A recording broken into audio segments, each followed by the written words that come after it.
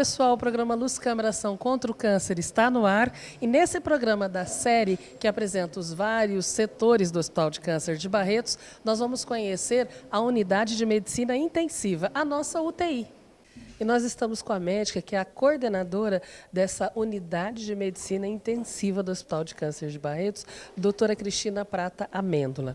Doutora, por que é Unidade de Medicina Intensiva e não a UTI, como a gente conhece? De um tempo para cá, a gente mudou esse nome. A própria sociedade começou a chamar a especialidade de medicina intensiva. Há um tempo atrás, a gente chamava de terapia intensiva. Então, foi uma mudança só de nome mesmo, mas ainda consagradamente a gente usa, via de regra, como UTI, Unidade de Terapia Intensiva. Mas a especialidade hoje é chamada de medicina intensiva. Quando a gente fala de um hospital mais convencional, de atendimento geral, a UTI tem todo tipo de atendimento. Quando a gente fala de um hospital especializado em oncologia, a UTI é oncológica. Qual que é a diferença de uma UTI, de um hospital convencional para uma UTI oncológica? Bom, eu acho assim que o que tem em comum entre todas as UTIs é o atendimento ao paciente de alto risco, ao paciente grave. Então, a UTI tem que ser munida hoje de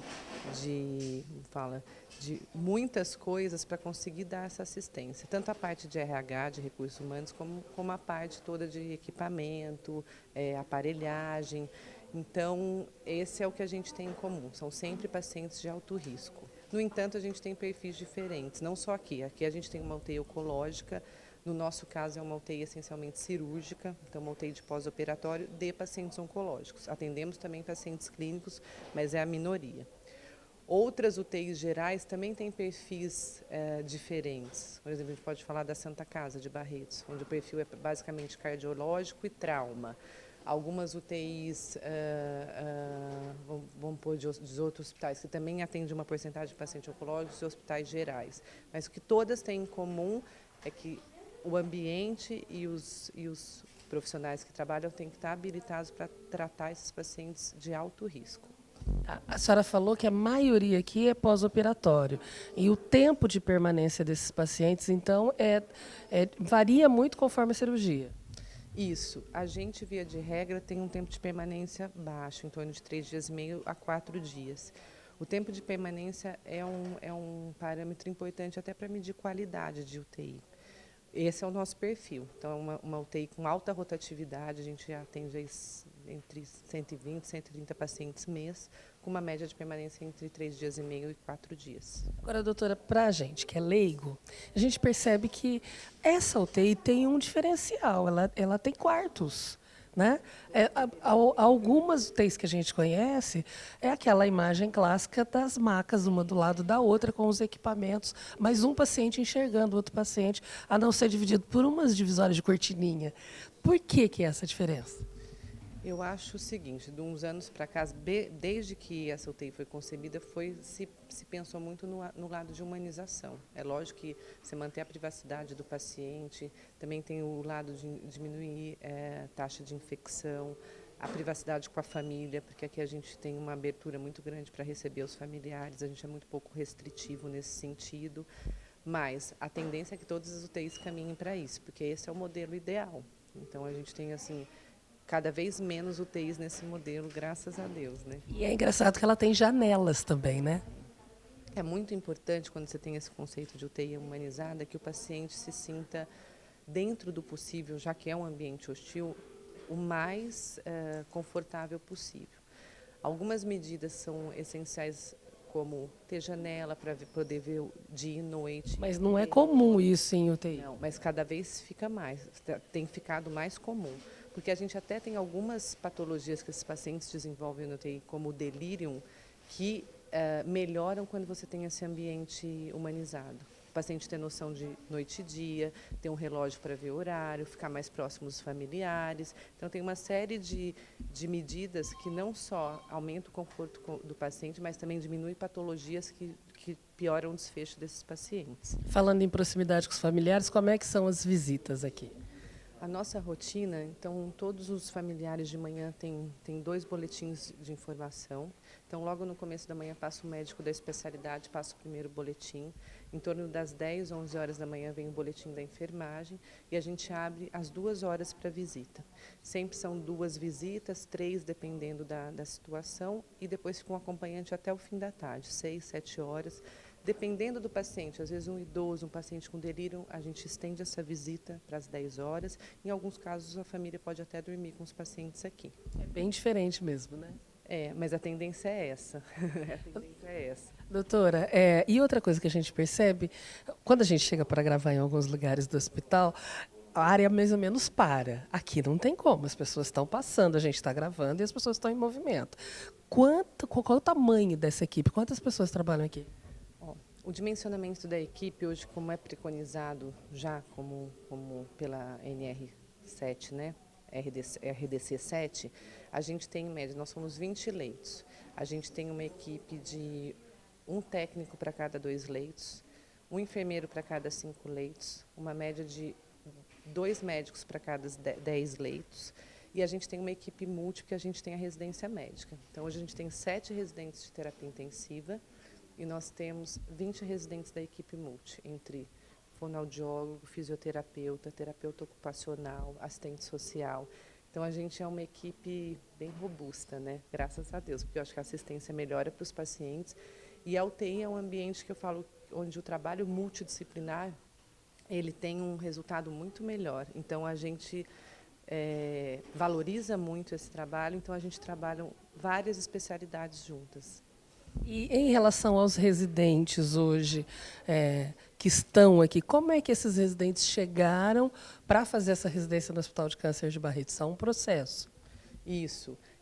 Nós temos 2 formas, no caso da residência médica, a gente tem 2 formas de entrada desses residentes.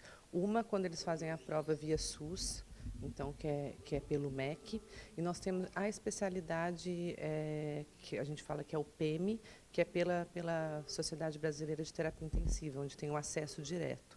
Você tem 2 opções de fazer terapia intensiva. Você tem que fazer 2 anos de pré-requisito e 2 anos de terapia intensiva, ou você tem que fazer 3 anos direto. Nós temos as 2 opções. A equipe multidisciplinar tem uma prova interna, nós temos residência de UTI oncológica multidisciplinar, nós temos a de oncologia multidisciplinar e de pediatria oncológica multidisciplinar aqui no hospital. Que aí são essas, aqui a gente tem 9 áreas, né, entre esses profissionais que eu te falei. A gente tem uma prova que é feita aqui com a entrevista e eles são selecionados aqui no hospital. E qual que é a diferença de fazer residência no Hospital de Câncer de Barretos? Não, eu acho que o grande diferencial é que a gente tem uma gama muito grande de pacientes, só que a gente consegue trabalhar com o SUS, com muitos pacientes, e a gente tem a possibilidade de fazer a medicina de ponta, que eu acho que esse é o grande diferencial. A gente tem equipamento que a gente usa em qualquer outro hospital particular, a gente tem recurso humano adequado, então eu acho que o diferencial é poder trabalhar com qualidade e poder conhecer tecnologia dentro do hospital de SUS. A gente fala muito da humanização, dos profissionais tratarem os pacientes como um todo e não como uma doença específica, mas a gente fala, às vezes, muito pouco dos equipamentos. E numa UTI eles fazem toda a diferença, né, doutor? Sim. Eu acho assim, eu sou defensora que recurso humano é das coisas mais importantes. Eu acho que quem está por trás dos aparelhos é que faz a real diferença. Mas não dá para a gente ignorar atualmente que hoje a gente tem muitos aparelhos que ajudam a gente a enxergar muito melhor as coisas. E a gente tem que usar o que a gente tem na mão para melhorar o desfecho desse paciente. E aqui a gente tem essas 2 possibilidades. Doutora, agora os profissionais que trabalham numa unidade intensiva, da medicina intensiva, têm uma rotina tão intensiva quanto esse nome, né? Quem cuida desses profissionais, afinal de contas? Porque o ritmo de vocês é acima da média. O ambiente é um ambiente estressante, sem dúvida nenhuma. Mas eu acho que ele já quem vem para essa profissão já tem esse perfil e acaba, a gente fala, tem o estresse positivo e o negativo. E eu acredito que é o estresse positivo. Quando você se realiza fazendo alguma coisa, isso te faz bem, mesmo dentro de um nível de estresse mais alto. Eu acho que assim, essas novas gerações estão tendo mais abertura para se cuidar, porque o profissional médico e o profissional de saúde se cuida muito pouco. Então, acho que a gente ainda está engatinhando nesse sentido, mas eu acho que a gente tem que partir para isso, porque a gente consegue fazer a nossa rotina melhor, render mais, mas ainda acho que a gente tem que caminhar bastante. A gente é um pouco negligente com a gente mesmo. Mesmo o profissional que não seja especificamente o médico, mas como é uma equipe multidisciplinar, essas pessoas que buscam trabalhar numa unidade de terapia ou de medicina intensiva, tanto faz, tem que ter já essa adrenalina ali no DNA, digamos assim. Todo mundo tem adrenalina no organismo, mas ele tem que ter uma taxa um pouco maior. Ele tem que gostar do ambiente. Eu acho que não tem muito meio termo. Ou você ama ou você odeia uma UTI. A maioria das pessoas que entram, o que você falou, é difícil depois você conseguir ir para outro tipo de ambiente. Então, eu acho que tem um perfil e que é meio 8 ou 80 mesmo. Quem está aqui é porque gosta e gosta muito. Doutora, muito obrigada, viu? E pode continuar aí que a gente interrompeu um pouquinho o seu trabalho. Muito obrigada. Se você quer saber mais, não só sobre a medicina intensiva aqui do Hospital de Câncer de Barretos, mas sobre todo o hospital, as áreas, os setores, conhecer essa série que a gente está fazendo, vai no site hcancerbarretos.com.br. A gente se vê no próximo.